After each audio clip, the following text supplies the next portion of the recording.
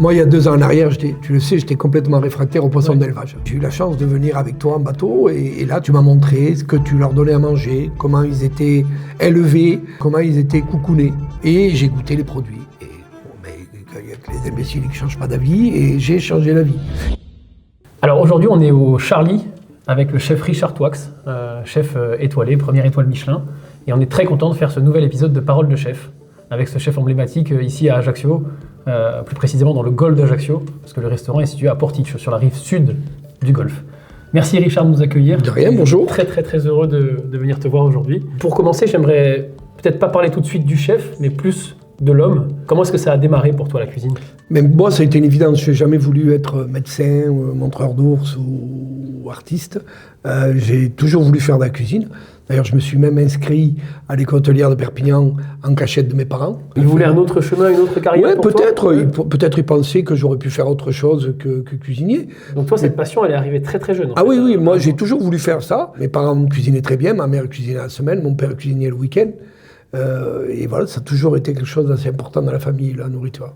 Et à quel moment tu es passé de ton parcours, je dirais, en cuisine à vraiment cette étape de chef et de grand chef? Quel a été le point de bascule? Sur quel établissement? À un moment donné, j'ai rencontré Laure, mon épouse, et on a décidé, elle, comme elle était issue de la restauration aussi, on a décidé de se lancer, d'ouvrir un restaurant. Donc on a ouvert un tout petit restaurant dans un petit village de la Vienne, à l'Encloître, qui s'appelait le Champ de Foire. Et on a mis un peu de temps à démarrer. Mais un beau jour, les gens du village sont arrivés en masse et on est rapidement devenu une table un peu courue, quoi, voilà. Et on est rentré rapidement, je crois que l'année d'après, on rentrait dans le Michelin avec un bib gourmand.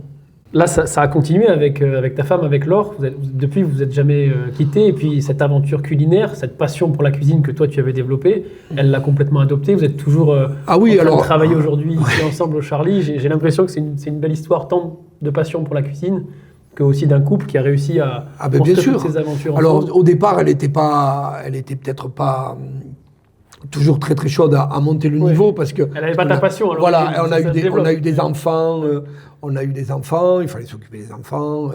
Puis voilà. La cuisine, c'est un métier. Et puis la restauration haut de gamme, ça reste un métier très prenant. Mais ensuite, tout dépend comment on appréhende quand l'étoile arrive, comment on vit ça. Alors bien sûr, la vérité, c'est que les 3 premiers mois, tu es Leonardo DiCaprio au bout du bateau, tu étais le meilleur du monde.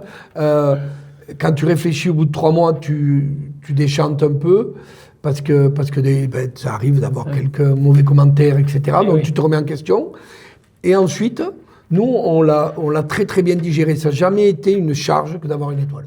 Ouais. Ça n'a jamais été une charge. Ni la restauration, parce que souvent, moi je considère que ton métier c'est l'un des plus difficiles, c'est-à-dire que travailler tous les soirs pour construire une vie de famille comme ça, avoir ce rythme un peu décalé par rapport à la plupart des métiers que l'on peut observer, le métier de chef, le métier de restaurateur, le métier en cuisine comme ça, c'est des horaires particuliers, c'est pas facile je trouve de construire. Non, mais par contre je pense que l'obtention de l'étoile a fait qu'on a pu, comme on marchait très bien, le restaurant marchait très fort, ça nous a permis de nous fixer des règles. On avait beaucoup de jours de repos. On s'est imposé systématiquement des vacances. D'accord. Ouais. Donc on s'est occupé de nos enfants. Ouais. Même si le soir, ils étaient en haut dans l'appartement et nous on était en bas au travail. Mais je veux dire, le reste du temps, on était avec eux. On avait une vraie vie de famille et on privilégiait les vacances, etc. Et il faut savoir que... on n'a pas des métiers où il y a peut-être eu une époque où on pouvait gagner énormément d'argent dans la restauration. Ouais. Aujourd'hui, on sait très bien que les charges, tout ce qui peut peser sur une entreprise, comme sur toutes les entreprises. Mais dans la restauration, où on a en plus un gros besoin de main-d'œuvre, et surtout dans une restauration plus haut de gamme, de main-d'œuvre qualifiée, donc des gens qu'il faut payer comme il faut, traiter comme il faut, puisqu'il faut aussi que les mentalités évoluent. Bien sûr. Parce que c'est ce que nous, on a pu subir il y a quelques années en tant qu'employé, on ne peut plus le subir aujourd'hui. Et justement, quand tu parles de l'évolution de cette cuisine, donc toi, tu as pu ensuite conserver ton étoile. Et qu'est-ce qui a changé entre les premiers établissements que tu as pu diriger en tant que chef, ensuite celui dont tu parles à l'instant, qui a été étoilé, et puis peut-être plus récemment, comment est-ce que tu as vu l'évolution de la cuisine et maintenant la cuisine plus contemporaine. Tu parlais des marges, tu parlais de la rentabilité d'un restaurant. C'est quoi pour toi les grands facteurs qui ont fait que la cuisine a évolué et comment est-ce qu'elle a évolué jusqu'à aujourd'hui pour toi? Alors, elle a évolué pour moi dans le bon sens où on a découvert sur les 15 dernières années tout un tas de nouvelles cuissons. On a fait un grand pas en avant. La cuisine a beaucoup progressé. Ouais. Alors, elle a progressé dans une certaine cuisine, celle qui veut un peu se démarquer, être un peu novatrice avec des nouvelles cuissons, avec surtout les cuissons basse température, tout un tas de choses comme ça. Mais à un moment donné, il faut revenir sur des fondamentaux, c'est-à-dire que quand tu reviens à la cuisine, c'est-à-dire que dès que tu attaques les plats principaux de ton repas, les poissons, les viandes, il faut qu'il y ait une vraie cuisson maîtrisée, un assaisonnement, et surtout une sauce qui accompagne, qui soit une vraie sauce travaillée, quelque chose qui ait du goût. Et on le voit aujourd'hui, par exemple, ici au Charlie, tous les gens disent qu'on est un restaurant où on fait des sauces qui sont parfaites. Ouais. Alors parfaites, je ne sais pas, mais... C'est vrai qu'on parle souvent dans les grands restaurants. J'avais l'occasion de faire un 3 étoiles assez remarquable qui avait été...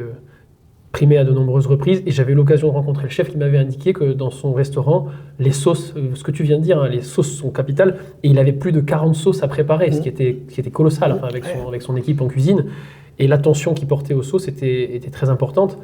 Toi, tu travailles sur du poisson, tu travailles sur de la viande, tu travailles comment tes sauces? C'est quoi tes secrets ou tes astuces pour réussir à faire une sauce? Si tu dis que c'est clé dans la recette, dans le plat que tu vas servir à la fin, en plus de la cuisson évidemment et du produit, c'est quoi pour toi, si tu peux les partager, mais quelques astuces Alors nous, on essaye de tout utiliser, c'est-à-dire qu'on essaye de ne rien jeter. C'est-à-dire que toutes les carcasses de viande vont être utilisées pour faire un jus.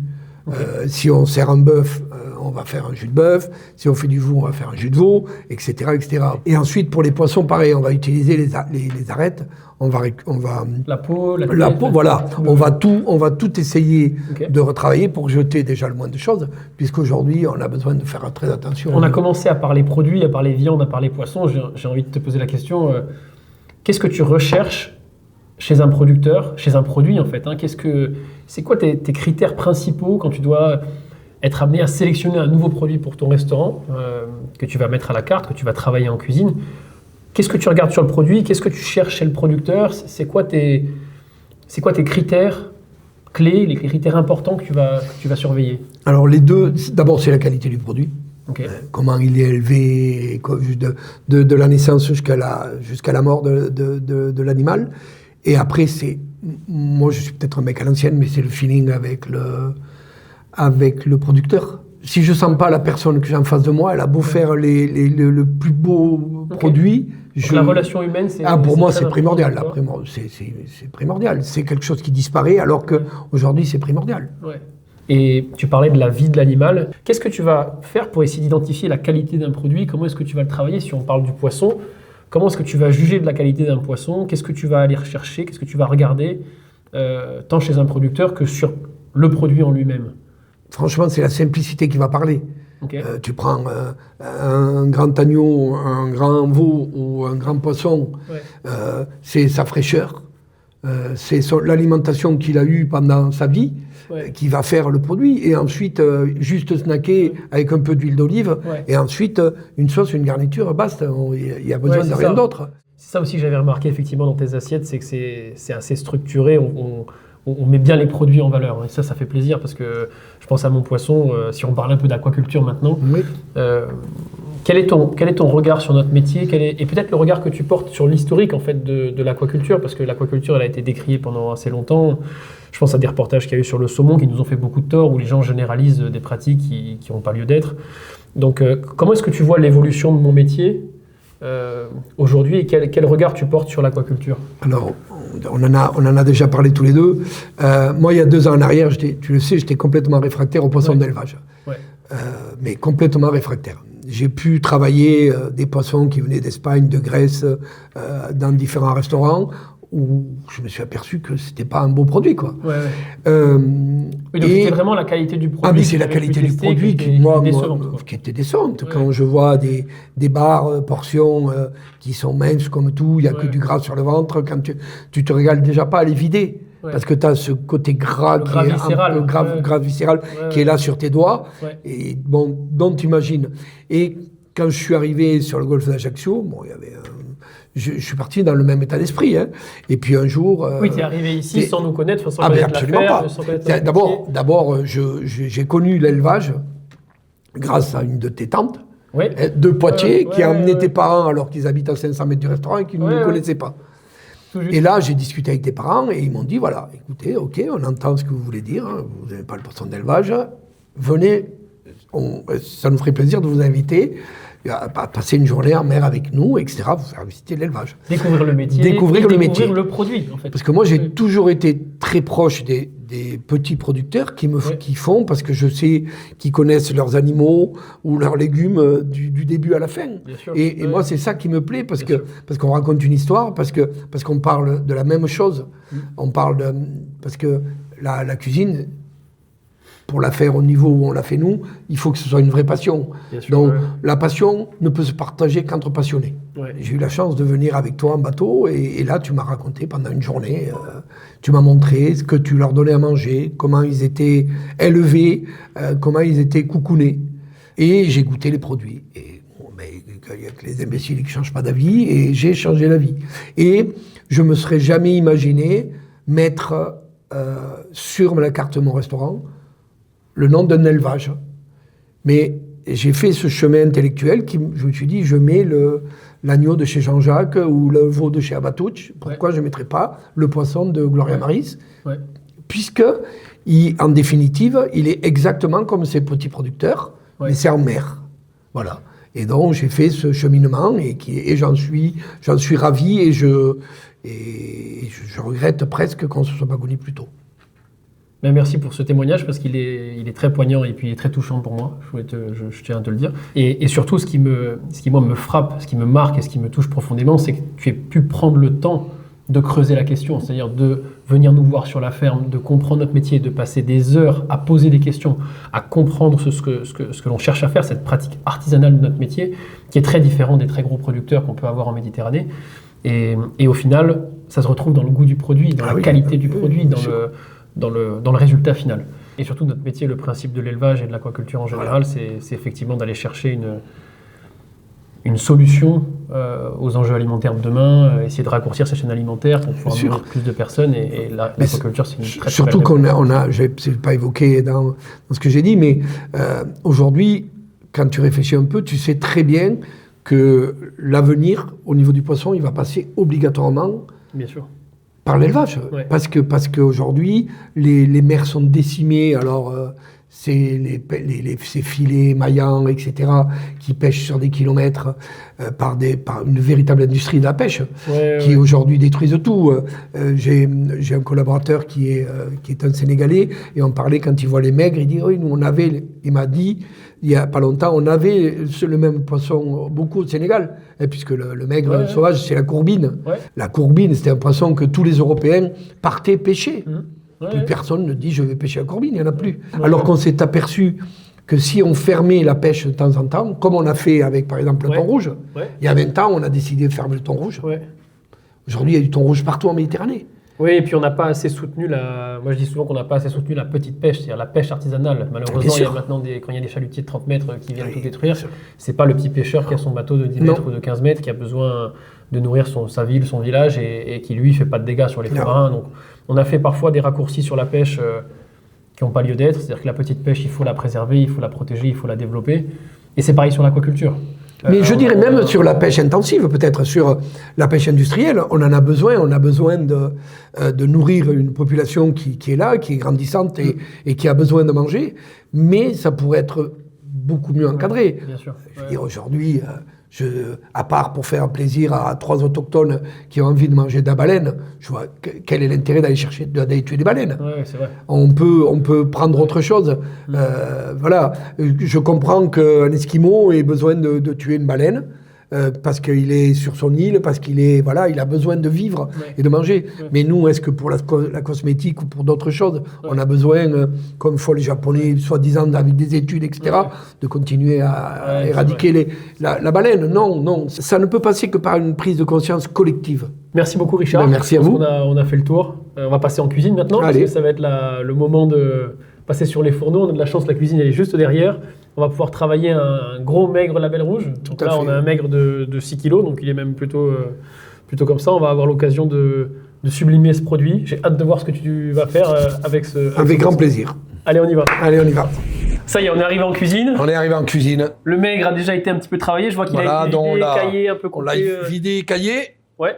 Pour pouvoir... on a enlevé aussi les nageoires. On a enlevé les nageoires. Moi, j'aime bien cette taille-là parce que ça nous permet d'avoir vraiment des très beaux pavés. Ouais. Et après, tout ce qui est morceaux un petit peu moins compacts, on s'en sert pour faire d'autres préparations, plutôt en froid, en carpaccio, en tartare. Voilà. D'accord. Je vais lever le poisson. L'un des éléments qui fait la caractéristique de ce produit, dans le label et dans le cahier des charges label rouge, on a une obligation de pratiquer 0 traitement sur toute la durée de l'élevage. Et ça, en Méditerranée, c'est très rare, j'ai envie de dire c'est unique, mais je crois qu'on est les seuls encore aujourd'hui à être capables de faire un élevage de maigre sans aucun traitement sur toute sa durée de vie. Et ça veut dire, bien sûr, pas de pesticides, pas d'antiparasitaires, pas d'antibiotiques, enfin, voilà, il n'y a rien.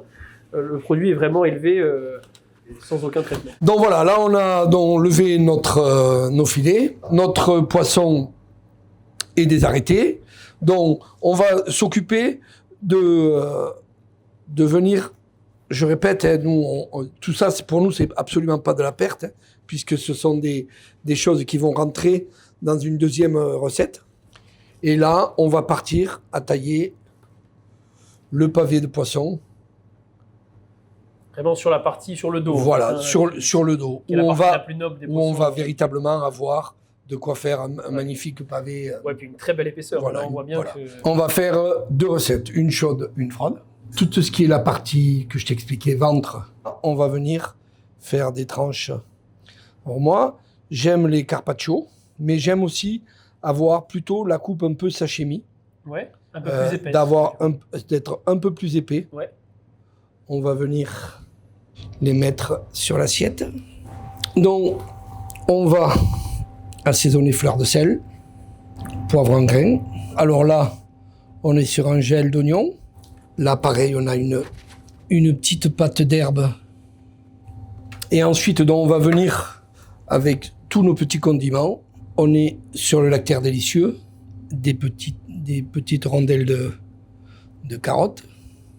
Donc là, on va vraiment jouer sur cette acidité. Là, on est sur des petits radis. Donc là, on a nos petites girolles, nos pickles d'oignons rouges. Quelque chose que j'apprécie beaucoup, des graines de moutarde, pareil que l'on fait en pickles. Hein. Là, on est sur des feuilles de poivre de Sichuan. Donc voilà, après, on a un peu de mouron des oiseaux. C'est pareil, là, on est sur quelque chose d'un petit peu plus sage au niveau des goûts, qui va amener un peu plus de fraîcheur. Et je vais venir avec une huile de tagette, dont on a fait une huile de tagette, donc avec ces fameuses feuilles de tagette, la mandarine. Et là, on va vraiment avoir le maigre qui va être dans son état naturel, c'est-à-dire il est juste assaisonné, dont on va avoir le vrai goût du maigre. Ouais. Et c'est là que les gens vont s'apercevoir que même si ça reste un maigre d'élevage, eh ben, il a un sacré goût parce qu'il est fait comme il faut. On va passer à la deuxième recette. Au plat chaud. Donc, au plat chaud. Dans notre fameux pavé de maigre. Donc, on va assaisonner notre pavé. On va le mettre dans une poêle qui est en train de chauffer avec un peu d'huile d'olive. On va le tenir un petit peu pour éviter que le poisson gondole. Et ensuite, on va baisser à peine un petit peu la température et je vais rajouter du beurre. Alors là, on doit avoir une belle caramélisation. Donc tu vois, le poisson, il est parfait. On va rajouter notre beurre et je vais baisser un petit peu ma plaque. Et là, on va venir nourrir le poisson en continuant à le cuire. Tu vois, je continue à nourrir mon poisson qui va cuire tranquillement.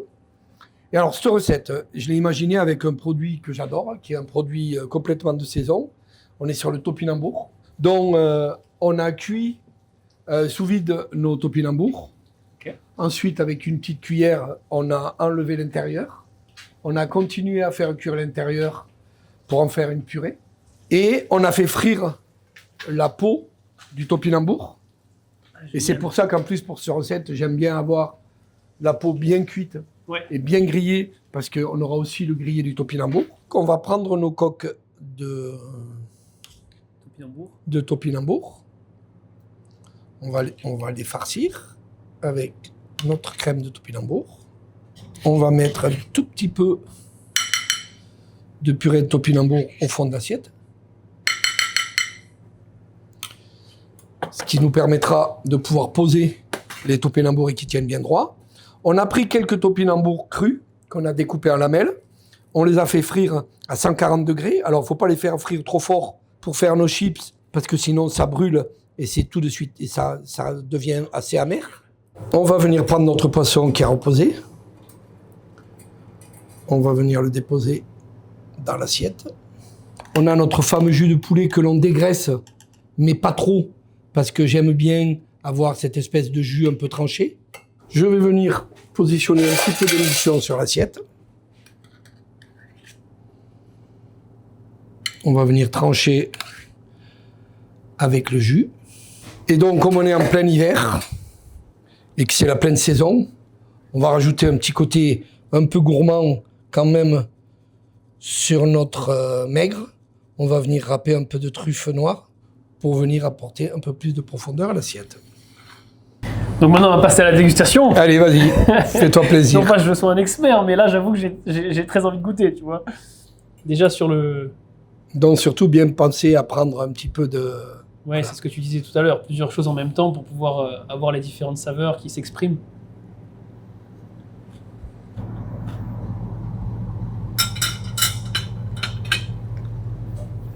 Ouais, c'est fantastique parce qu'il y a à la fois la mâche du poisson, le poisson brut, et en même temps l'expression de la petite pousse, de la, voilà, comme tu disais, de la mousse aussi. J'adore ça. J'adore ça. Je vais tout finir, mais je vais quand même goûter aussi le chaud pendant qu'il est chaud. Vas-y.